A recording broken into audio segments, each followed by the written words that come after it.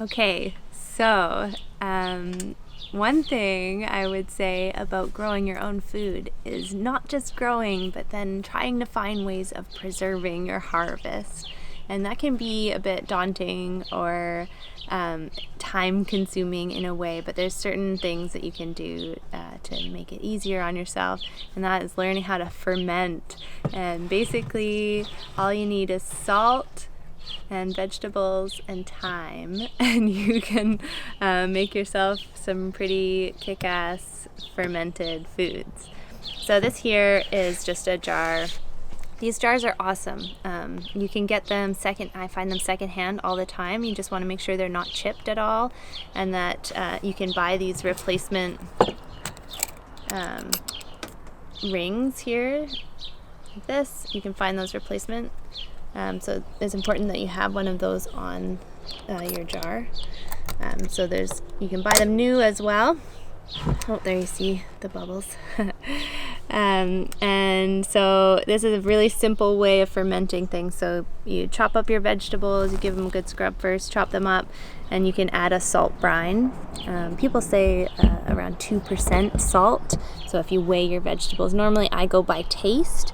And so it should taste salty, but not overwhelmingly salty. And you put the water in and the vegetables in. You can lock it in there and leave it for several weeks. So this one was done on June 11th. And you see those bubbles that are coming up here. That means that it's still kind of fermenting. You can leave it there for years. The flavor just develops and gets so good.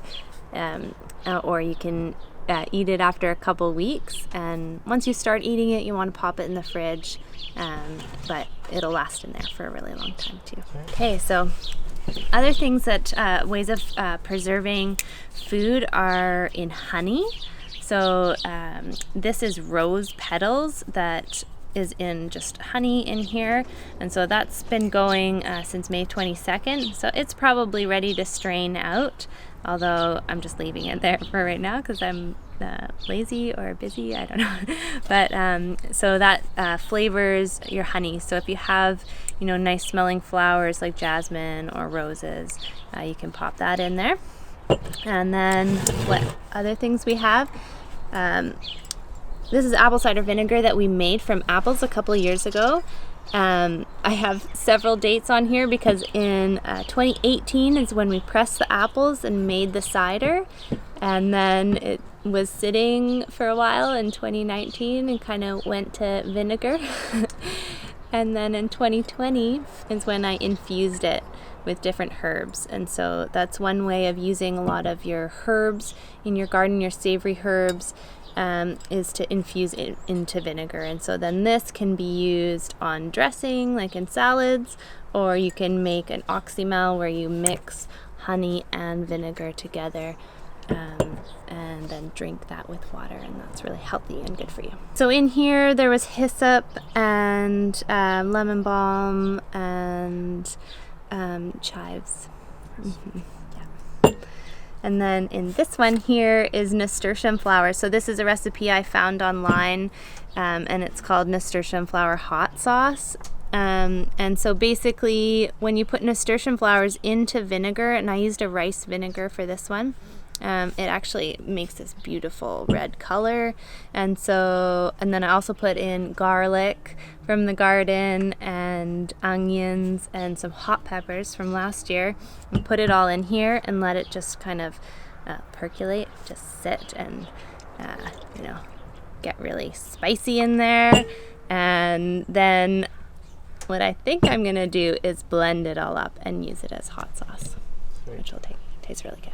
Okay, and then the last one we have here, so there's all different kinds of ways of canning and preserving food. So another way that we're not going to talk about right now is to dry things. So that's a really good way of preserving food, is drying. And right now we have an abundance of zucchini.